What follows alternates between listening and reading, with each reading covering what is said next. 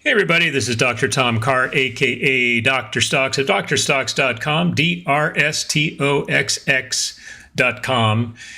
And we've been in business every market day since October of 2002. And if you're interested in joining me in the live options room, where this is coming from today, you can go to DrStoxx.com, click the subscribe menu. You can take a look at our stock advisory letters as well. Those are award-winning letters. Some are published daily, some weekly. And the live trading room is our flagship live service on Discord. And you can add on the options room, which started in January of this year, 2025, for a discount. Today is the 1st of August, and we're looking at a market that is not that happy today, and I'll explain why in just a minute. But the first thing I want to look at is, excuse me, my voice is a little froggy today. It's the stress of the market. I'll blame the market for that. So we had a lot of data come out this week, a whole lot of data come out this week, and some very big earnings come out this week as well. And we had the FOMC meeting on Wednesday of this week. It's just all kinds of stuff coming at the market at the same time. As these things usually work out, the whole picture was a little bit on the mixed side of things. There were some things that were a little more bearish, things a little more bullish, and a lot of it was just sort of somewhere in the middle. But I think the market is coming away from this week with a little bit of worry, a little bit more worry than it had at the beginning of the week, and I'll explain why. So we had on Wednesday, we had a GDP reading that came in really hot, right? Much bigger than expected. 3% when the market was expecting only 2.3%. A big hot GDP number can be a good thing, right? The economy is growing faster than we thought. But in this case, really, if you dig down into some of the numbers, it was really about a difference in trade balance in our favor because of the tariffs going on imported goods. And so if you erase that segment of the economy, this new money stream coming in from tariffs, you end up with a number that was not that great. We had last month a GDP reading that was negative. So that's a big plus, right, to go from negative to positive. But if you factor out the increase in revenue from tariffs, you're going to find a GDP number that wasn't really that great. So that was one concern. On the same day, the Fed came out, Chairman Powell came out and sounded a little more hawkish than the market wanted him to be. The market would like to hear him say, I've got my finger on the cutting button and I'm ready to press it at any time. The market wants the Fed to be proactive in staving off recession, keeping it at arm's length, right? And staving off a slowing down in the economy. The market wants the Fed to be proactive, but the Fed has never been proactive, with maybe some exceptions like during the Greenspan era. But the market is more reactive, right? The market wants to see clear signs of the economy falling or shrinking or getting slower. And as we saw with the GDP, those signs just aren't there yet. Now, yesterday, we got a PCE price print, which came in just a tick higher than was expected. So that's a tick up in inflation. That's also a little bit of a concern. But then the big thing that really worried the market came out this morning, and it caused a big gap down in the futures, and we've been falling ever since, is the jobs data. So, the economy is not going to thrive if there aren't new jobs being created, because a company that is growing is fertile. It procreates. It creates more of itself. It gets bigger over time. And you're not growing your company if you're not hiring new people. So we went way down, way under expectation on the jobs data. And then to make matters worse, and I think this was actually the big thing the market's worried about, the last number's jobs data was revised much lower than it was printed. And even for May, 2 months back, way, way lower. In fact, it was the largest reduction in numbers, new jobs created for 2 months in 4 or 5 years, right? The largest revision lower in 4 or 5 years. So that's a big concern. Clearly, the economy is slowing down. Part of that is tariffs. Part of that is, well, I don't really know. To be honest, I'm not exactly sure why the economy is slowing as much as it is, but it could be that, with all this uncertainty around the trade imbalances and getting cheaper goods from China, for example, supply chains slowing down, that the whole flow of goods and services slowing down because of the uncertainty around tariffs. I think that's a big part of why the market is concerned. The market wants the Fed to cut. The president wants the Fed to cut. Most traders that I know would like to see the Fed cut rates, not because we necessarily need it, but because we want to keep recession at arm's length. We want to keep a really, really sluggish economy, which could certainly happen, away. And the Fed is not proactive, it is reactive, and I'm afraid it's just waiting now for jobs data to get even worse. And that's, history shows that when the Fed starts cutting rates, it's usually too late. Right? By the time the Fed cuts for the first time after a hiking cycle, and we saw a 50 basis cut point earlier in the year on a weak jobs number, by the time the Fed starts really continually cutting rates, 25 basis points every time they meet, it's just too late at that point. The market's already in a recession. So it is what it is, but let's take a look at some charts and see if we can figure out, given all the volatility now that's creeping back into the market, where are the opportunities for making some outperformance, right? That's what we want. We don't really care if the market goes up or down. We just want to see some good quality setups that give us nice, sustainable swing trades over time without taking on too much risk. And there are some opportunities out there. Now, I think the indexes like the NASDAQ and the S&P 500, which are pretty much both driven by the mag stocks at the top of those weighted indexes, are pretty much off limits. There are no-go zones as far as I'm concerned until we see this current contraction play itself out.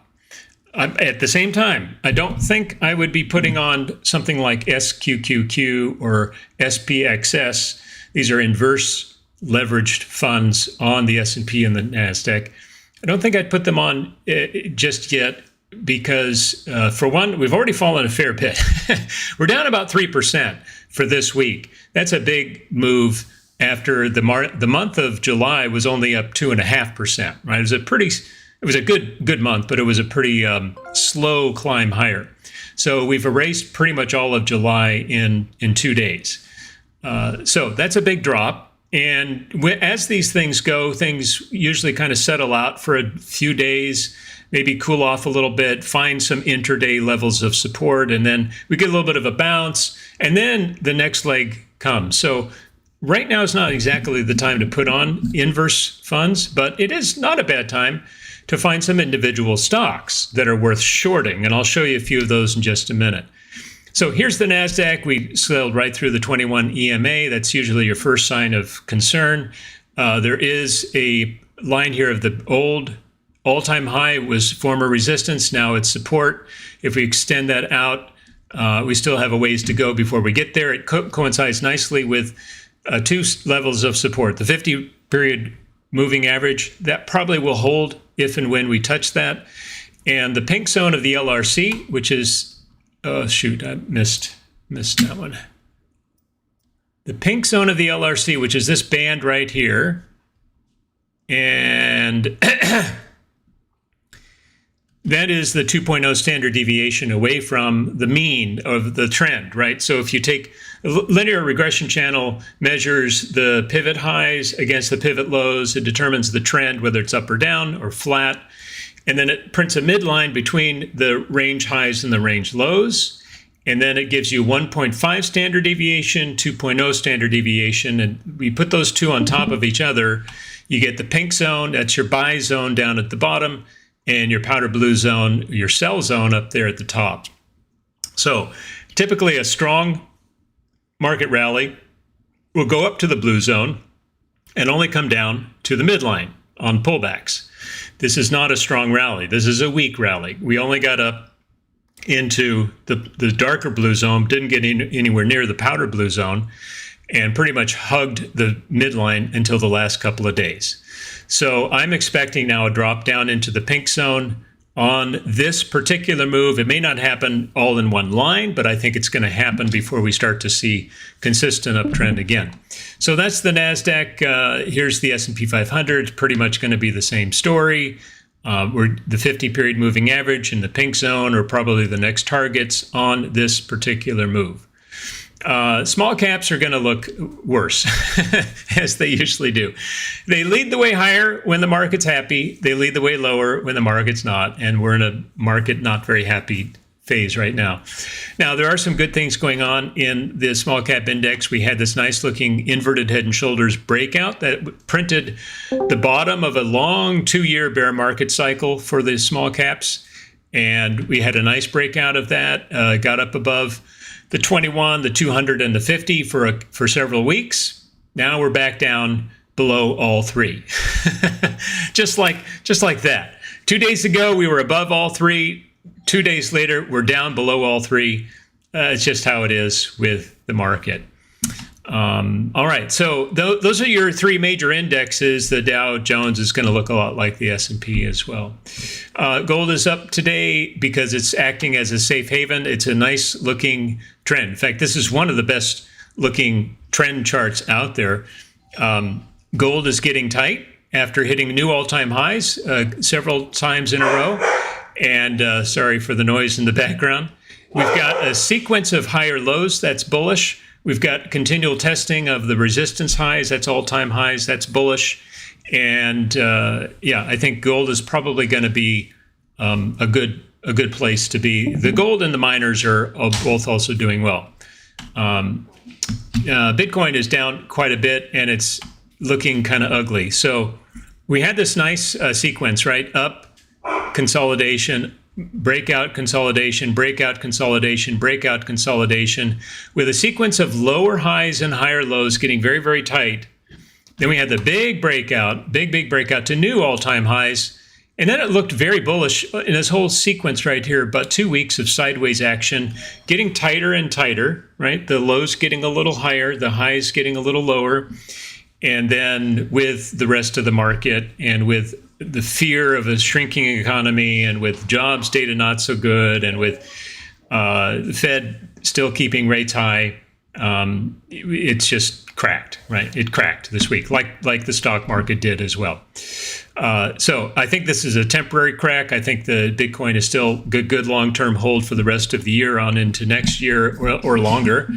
But it's going to have to resolve this current cycle, because right now it's not. It's in a downward mode. Okay. Let me show you what else. Or let me just jump over now to some mags. We'll take a quick look at the mags. I can't spend all day here with you guys as much as I'd like to, because I need to jump back into both the trading rooms and figure out whether we're positioned well enough for next week. Probably not. So just the options room actually had a really good, all things considered, a pretty good set of stocks on. I'm not exactly sure where they are now because I just took a lunch break and I'm a bit out of touch with what's happened in the last couple of hours. But we hit an all-time high, new all-time high, closing high on a big bearish position on the Chinese index, which went way down, hit our target. We were long the Yang, right? YANG, hit our target. That got us up to new all-time highs. And we've had a little bit of a squirrely move ever since the rest of the day. The other live trading room, which trades stocks, ETFs, and micro E-minis, is in a drawdown. We've been in a drawdown for about 2.5 weeks. And I'm not quite sure why one room is outperforming the other, but they seem to swing back and forth on a pendulum. So I'm expecting the options room now to cool off a little bit and the live trading room to have a good run. Anyway, we'll see if that pans out. Qualcomm is green today. It's the only one that is, the only mag that's green today. And it's not real strong, but it's putting the brakes on after a big post-earnings sell-off.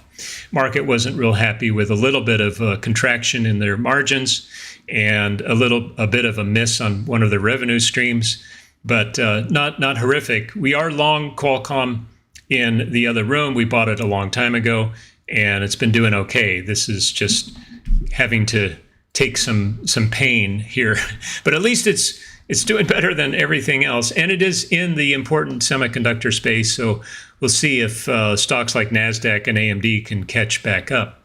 NASDAQ, NVIDIA, I meant. Netflix, I really thought Netflix was going to be awful today, and it just hasn't been. This is what it looked like yesterday when it broke a little 5-day sideways bear flag after breaking a previous bear flag a few weeks ago, and it gave us a big red stick bearish engulfing stick yesterday on heavy volume, and I really expected a lot more follow through on a weak market day like today, but it just hasn't done that. So that's a positive sign. I wouldn't necessarily buy it just for that reason, but it is forming.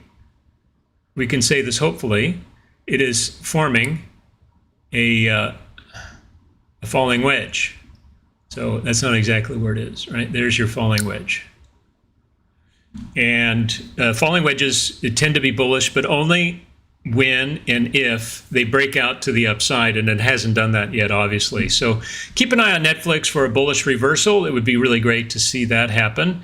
That will pull up some of the cloud and AI plays as well. Google, it was doing great until yesterday. A gap down and a long red stick on heavy volume, and then some follow through today. But it is still above the 21 EMA. That's a good place to be. And the MAs are still stacked, and it's still in an uptrend, and we're still well above previous resistance highs. So it's in a good place. It's not a buy right now. You got to let these things kind of play out, right? Let the dust settle. Otherwise, you end up getting in sort of in the middle of that downtrend pullback. It could get all the way back down here to 179, 180 to retest that level. Microsoft reported earnings. It was great. Earnings were great. Everything was being raised up. It popped way up in the pre-market, and it's been all downhill. And you don't want to see an earnings gap like that close because, right, the market was revaluing the company at that higher level, back up there around 550, 560, instead of it being in the low 500s. And now it's coming right back down to the low 500s. So, what was all that about? So the problem is, of course, Microsoft as a company can be doing great, but if we're in an economy that's starting to shrink, and trade imbalances being what they are, European regulations, problems with China being what they are, is going to cause headwinds for Microsoft. It can be doing great. It's firing on all cylinders. But if you don't have the economy supporting you, you're not going to do that well. So that's kind of what the market is telling us about Microsoft's earnings. Amazon is the worst. It was also out with earnings last night. It was not so good. They missed on a couple of important vectors, and it was a way gap down, and it is down here at the pink zone. Now, this is a pretty rare print for Amazon. Obviously, it gets down into the pink zone when the whole market is going down into the pink zone. But in terms of if you look at their growth trajectories and the relationship of price to earnings to growth, right, the PEG number, it's at a pretty low place right now, a good valuation. So I like Amazon on valuation. I don't necessarily like this big gap in the chart because it tends to be a little harder to get back up into. But I think with time, Amazon will pay off over the next few, let's say, months. By the end of the year, Amazon should be back up to the 240, 250 area. We want to keep an eye on NVIDIA because it's such a bellwether. It is the leading tech stock in the world, the biggest, at least it was for a little while, the biggest company on the planet. And it's doing a little bit of a gap down today, but this is still a very strong chart, right? Very strong. Now, here's one of the tricks of the trade. Keep an eye on support lows in an uptrend. You don't have to worry about the highs. Just worry about the lows in an uptrend. You don't want to see that support line break. Now, support lines can break all the time. It hits something a little bit lower, it bounces right back up, and then you're back up above the trend. That happens in uptrends. But the first sign of trouble is always going to be the break of the STL, the supporting trend line. So keep an eye on that. I think NVIDIA is a good hold. I wouldn't be a buyer today of new shares, but it's a good hold. Apple was out with earnings last night. The market was kind of mixed about it. It was initially up, and then it went down, and then it opened up higher. That's a good sign. When the indexes were opening much lower, Apple was opening higher, but it's been a trend down day ever since. And this is the real trouble right here. This line of resistance right around 215 has just been a strong ceiling for Apple, and right now it's at 203, and it was up at 215. In fact, it was 216, I think, last night on earnings. So not a real good look for Apple, but yeah, it's not in an uptrend, but it's not in a downtrend either. It's a trading range, a sideways trading range. Now the lows, unfortunately, if we discount the April 7th panic, right, we just discount that altogether. But put a line under these support lows, and you're going to see there's still some space, right? It can come down to 193, 194 before it really, if in terms of that trading range, that's where it seems to be heading. Well, we're short Tesla over in the other room. We have on some TSLK, which is inverse position. It was doing really well, and it got all the way under 300. All right, we put it on up in this area around 320. Now, it got under 300, and I really thought, well, with the market being so weak, Tesla certainly will lead the way lower because it's a higher risk. Among the mags, it's the highest risk. And it bounced back up. So, all right, is that a little glimmer of hope? Yes, it is. It's a little glimmer of hope.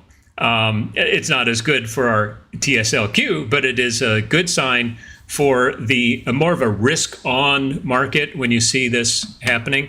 Let me get rid of all these lines, and I'll show you something else that's going on right here, and that is, you can see it clearly, a double bottom, right? A little double bottom. We've got it down into the pink zone. That's usually a good place. I think if I put on my divergence indicator, we're going to see, no, we're not. We're not going to see any bullish divergence just yet, but that's maybe coming. And yeah, well, let's see if this is the bottom for Tesla. If not, we'll, we're just moving down our stop. I'm moving up our stop on TSLQ because it goes up when Tesla goes down. All right, that's enough for the mags. Let me take a quick look at some buys and sells. So I've got a greens list. Let's do worst to best. I won't do all of these because it's a long list. So I'm looking for stocks here that are either in an uptrend very clearly, down near support, or in an uptrend and they're up near breakout highs. Those are the two setups, right? Typically pullbacks in an uptrend or breakouts in an uptrend.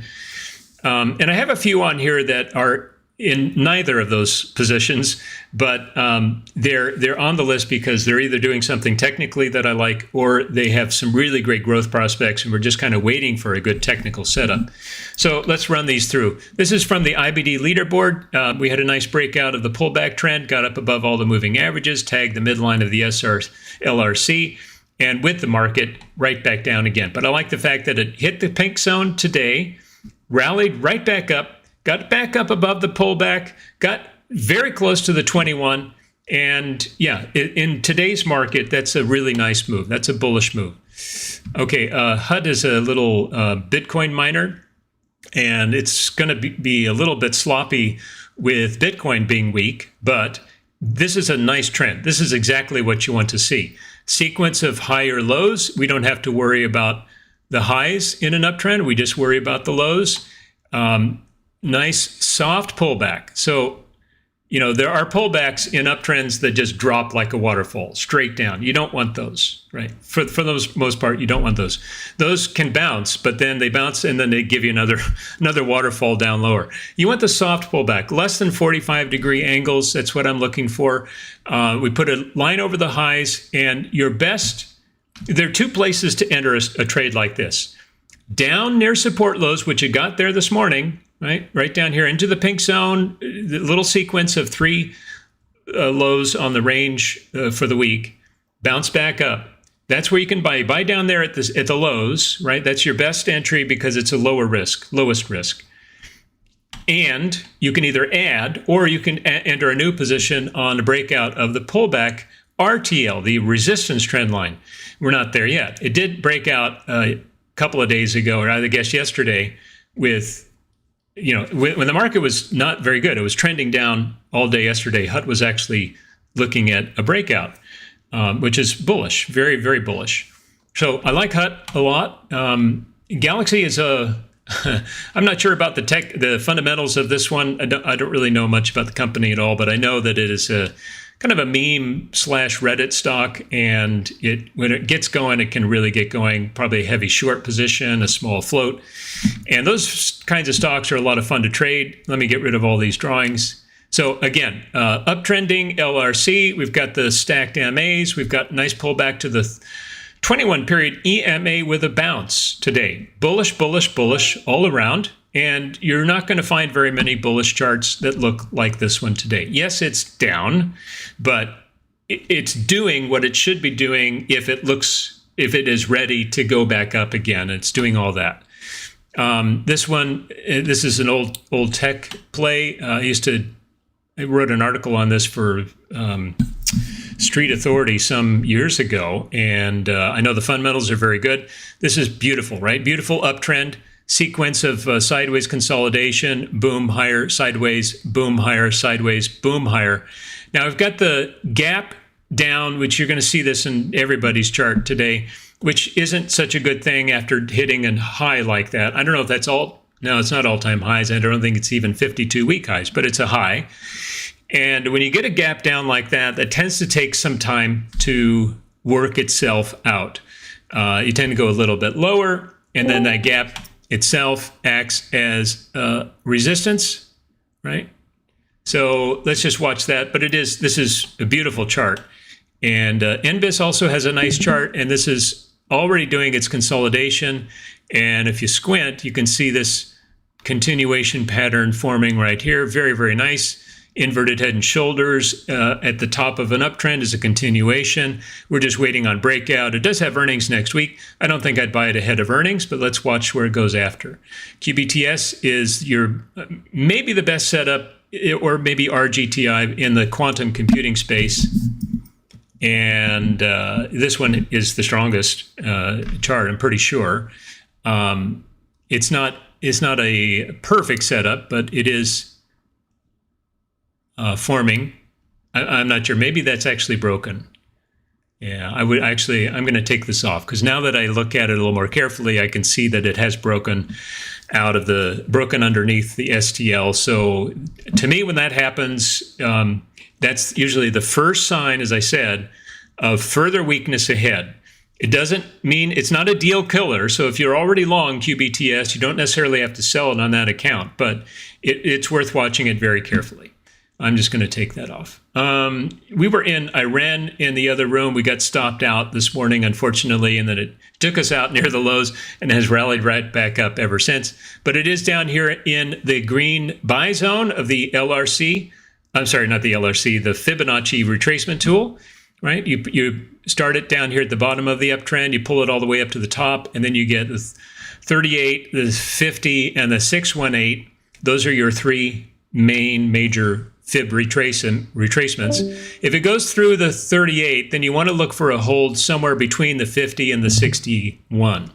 And that's kind of where it is right now. So that's a good retracement. The thing I don't like about this chart is that the selling pressure was quite heavy on the way down. A lot of red bars in here. That's pretty much of a cascade waterfall down, not the 45-degree angle that we want. And it was on heavy volume. So that could take a little while to work itself out. AFRM, I really like this one. It's a uptrend, stacked MAs, LRC is off to the races, and it is getting very, very tight. A lot of green bars in here, pretty decent volume on the up days, and we're right back up to the 21 period moving average after tagging the 50 period moving average this morning. So really good looking chart. This could be bought right now as far as I'm concerned. One more look, RGTI, which I really like. It's a little bit of a sharp pullback, and a little too sharp, frankly, but it is a meme slash Reddit stock. It's in the quantum computing space. It's got a small float. It's got heavy shorts. And I think a little bit of a squeeze out on the top of that falling wedge is probably going to get some good follow through. All right, some other really good stocks in there, but let me just take a look at some reds and show you what I'm looking at when I am looking for shorting candidates. I don't have too many on here, but I'm pretty much now looking for the opposite thing, right? Downtrending chart. LRC is downtrending. The 21's below the 50. The 50's below the 200. And then you get the breakdown of the STL. So with pullbacks and uptrends, you want to see the STL hold. When you're looking for shorts in downtrends, you want to see that STL break. And that's exactly what happened with Breeze. It did happen again here with iNode, but I noticed that iNode was way up on earnings, heavy volume. That's a bullish move.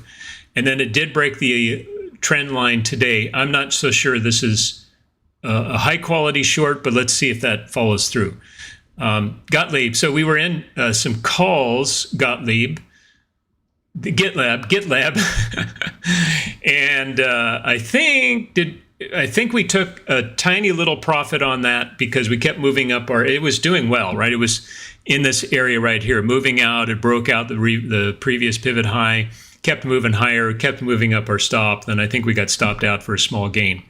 It's been downhill ever since, and it did break the trend line, and so it can be shorted. Same with this energy play. This is not a not a downtrend, but it is a double break. It's a break and a confirmation of the STL.